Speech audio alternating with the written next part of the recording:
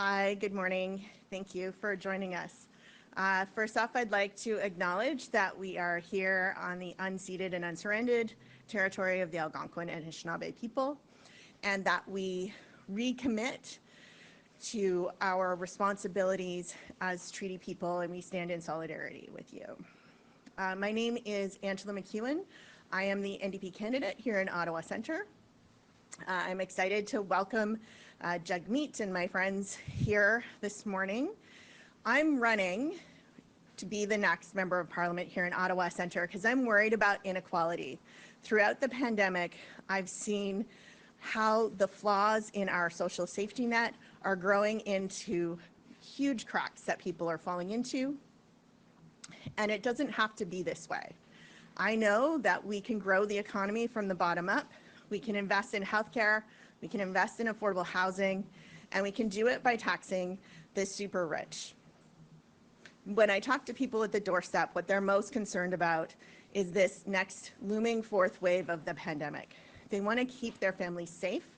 They've done so much over the past year and a half. They've given up so much, and they're worried about what comes next. The NDP is talking about making it easier for you to prove that you've had a vaccine, making it easier for people to get back to work, making it so that we have supports in place for people who can't go back to work, making sure we have enough healthcare workers who have already worked so hard throughout the pandemic and are just overwhelmed at the state of our current healthcare system. So we need to support those workers, we need to support those families, and that's what the NDP plans to do. And then the next thing that people tell me is how excited they are about Jagmeet, how he's optimistic and he's hopeful and he's proposing solutions, that they like him and they trust him to do the things that he's promising. So I'm really excited to welcome here today Jagmeet Singh, the next Prime Minister of Canada. Thanks so much, Angela. You're awesome. Thank you. Thank you. The people of Ottawa Centre would be amazingly served by someone like Angella MacEwen. She talks about inequality. She wrote the book on how we can tax the super rich, literally. She's got a great book out that talks about that, and is just an incredible longtime advocate for people, for working people, for standing up to make sure people get their fair share, and we're really honored to have Angela on the team. Angela touched on our announcement for today. We've seen a lot of worry rising with the fourth wave. People are worried about what this means. And in this difficult time when people are really worried and a lot of uncertainty around what the fourth wave is going to look like, we have to show some national leadership. So I want to say today we're announcing our plan to get through this last phase of the pandemic. We want to make it easier to get vaccinated by providing more awareness and promoting folks to get vaccinated. We know that there are people that they want to get vaccinated and they just need a little bit more information, have some questions. We need to make sure that we are reaching out to them. We are actively and proactively going out to hard to vaccinate communities, places where they can't go to a vaccination center, where it's hard to make it out there. We also want to take a moment to just reflect on some of the really horrible situations we've seen around healthcare workers, how healthcare workers who are already burnt out. These are folks that have been working overtime, so many shifts because of this pandemic. They are burnt out, they are stressed out, and on top of that, they're being attacked right now. There are people that are attacking our healthcare workers. We've seen some really horrible examples where healthcare workers were being prevented to get to work. We saw cancer patients that were being stopped to receive their treatment. And so we want to stand up for our healthcare workers.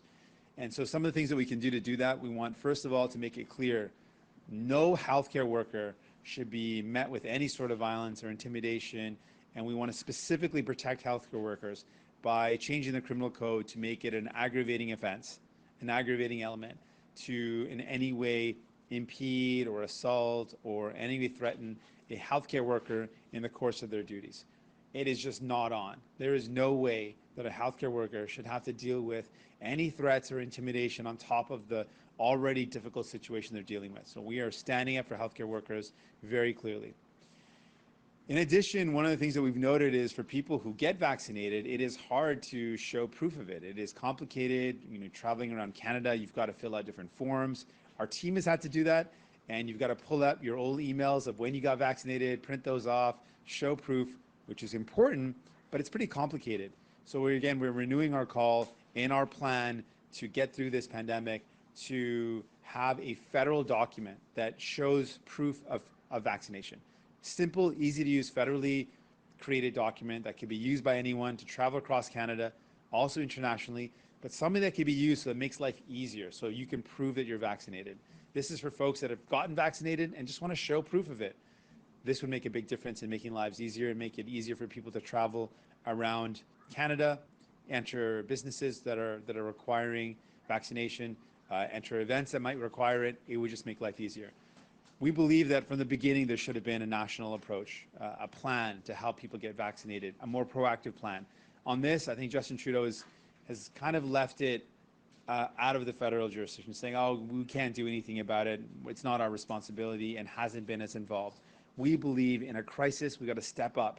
It's not good enough to just say, we'll just do the only parts that we can do and keep it minimal and keep it just the bare minimum in terms of involvement. We believe in a crisis, everyone's got to do their part, and we're stepping up with a national plan that will help get people vaccinated, will help us get through this last phase and protect our healthcare workers. Donc, je veux commencer en disant que c'est un moment difficile encore avec la 4e vague. Les gens sont inquiets parce qu'ils ont fait beaucoup, ils ont sacrifié beaucoup. Avant de parler des particuliers de notre plan, je veux dire aussi qu'on est tellement fiers de notre candidate dans cette comté, dans Ottawa Centre. C'est Angella MacEwen, quelqu'un qui a toujours montré comment elle s'est tenue debout pour les gens et elle va continuer de faire ça comme députée. Je suis tellement fier d'accueillir Angella comme notre candidate dans cette comté. Et dans cette 4e vague de COVID-19, on a vu qu'il y avait un manque de leadership national pour vraiment être proactif, pour aider dans la vaccination et pour avoir un plan national. Donc, ce qu'on propose, plusieurs éléments pour aider les gens. Ça, c'est de promouvoir l'importance d'être vacciné, de donner un programme pour aider les gens qui doivent quitter le travail pour une journée pour être vaccinés. Donc, un paiement pour ces gens pour avoir la journée d'être vacciné. On veut aussi protéger nos travailleurs de première ligne. On a vu des images des travailleurs de santé de première ligne qui étaient confrontés par la violence, par des situations tellement haineuses, mais aussi violentes, et on doit les protéger. Donc ça, c'est pourquoi on va changer les lois pour mieux protéger nos travailleurs de première ligne en santé. S'ils sont menacés, on veut changer les impacts dans le système de justice criminelle pour mieux reconnaître que c'est complètement inacceptable de confronter nos infirmiers, nos médecins, nos travailleurs de santé de première ligne avec la violence. On peut faire face à cette pandémie et on a proposé un plan pour avoir plus de promotion pour être vacciné, aide pour les gens qui veulent être vaccinés. Et aussi, on encore exige l'importance d'avoir un document fédéral pour montrer la preuve qu'on est vacciné. On a déjà voyagé partout et c'est difficile de trouver les anciennes courriels pour montrer la preuve. Ça va être plus facile d'avoir un document fédéral qui montre que oui, on est vacciné. Donc, un grand merci encore d'être ici. A big thank you for being here as well. I want to say one last piece I didn't add in English, but I said in French. Another part of our plan is to make sure people have a vaccination leave so that folks don't have to worry about the cost of taking a day off of work to go in and get vaccinated and a day to get recovered from the impact of the vaccination. For some folks, it might take a day or two to recover. We want to make it as easy as possible and support people as much as possible to get vaccinated.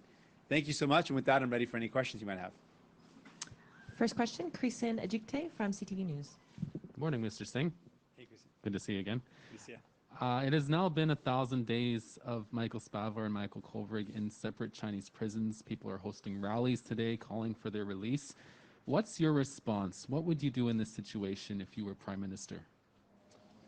1,000 days. Like, I can't even imagine what that's like for Mr. Kovrig and Mr. Spavor, for their families, for their loved ones. 1,000 days in conditions that have been pretty horrible. Not having access to human rights, not having access to the same dignity that you would expect in a criminal justice system here in Canada. It's been really difficult.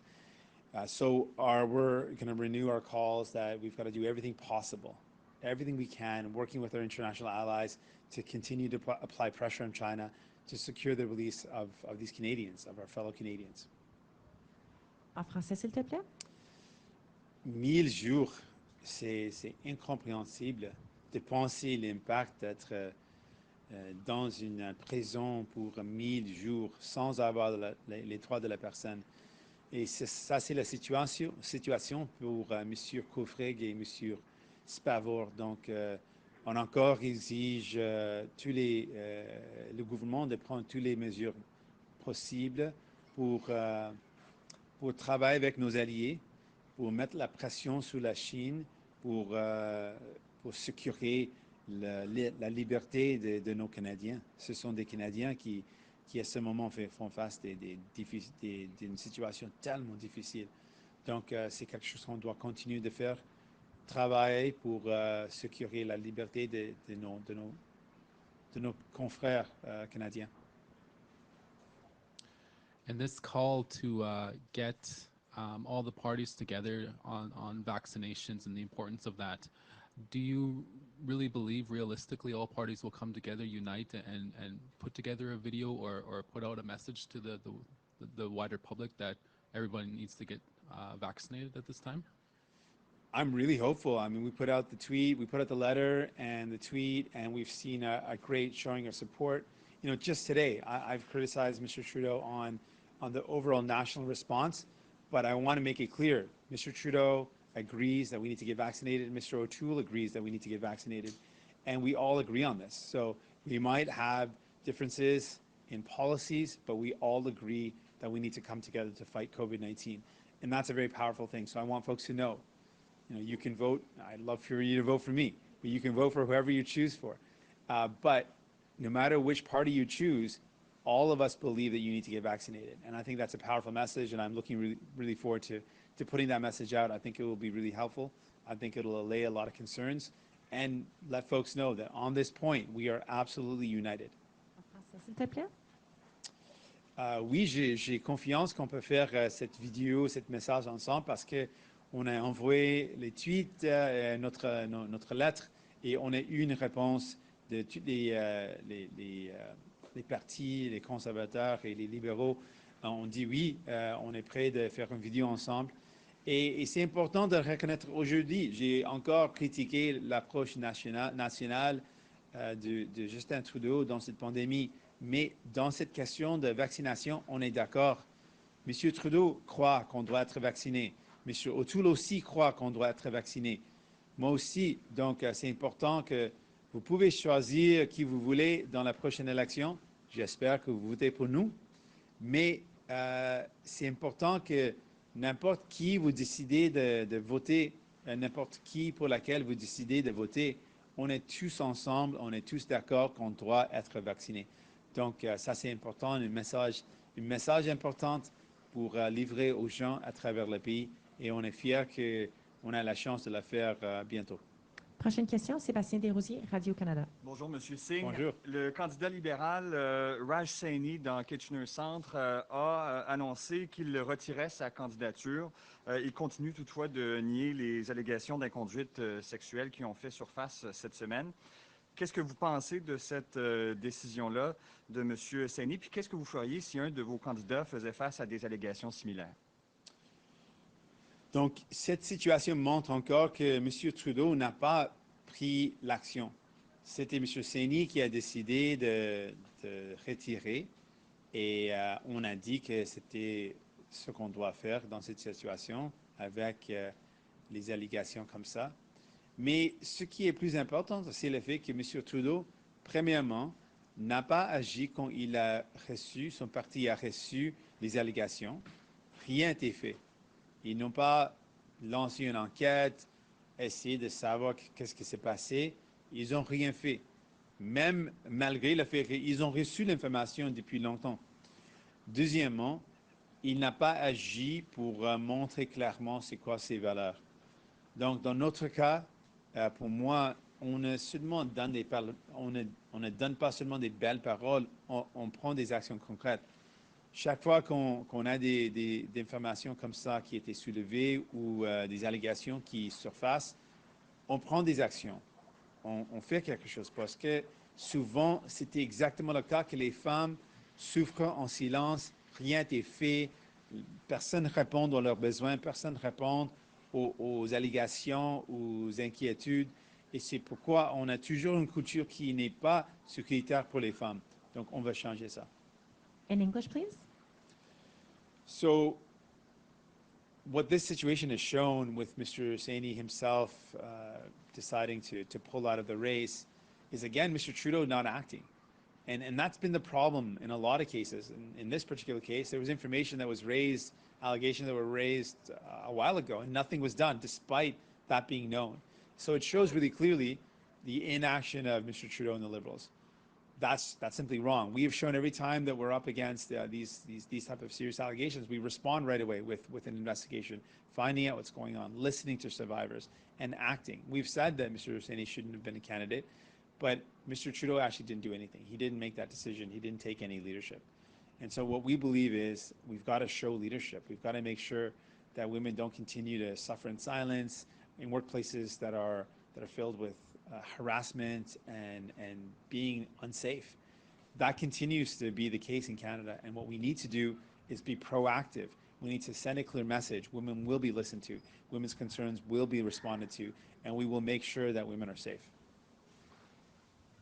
Et votre adversaire conservateur, M. O'Toole, a été forcé de clarifier sa position sur les armes d'assaut. Il dit vouloir maintenir l'interdiction des armes d'assaut, mais la plateforme conservatrice promet d'abolir le projet de loi C-71. Pouvez-vous clarifier la position du NPD quant à cette interdiction des armes d'assaut? On est pour l'interdiction des armes d'assaut. Et on appuie ce que la communauté a demandé. Ils ont demandé à la communauté qui a été frappée par cette violence, les gens qui ont vécu le massacre à Polytechnique contre les femmes, le massacre au Québec contre la communauté musulmane. Donc, ce qu'on dit, c'est qu'on doit appuyer. Leur demande, c'était d'avoir un programme de rachat.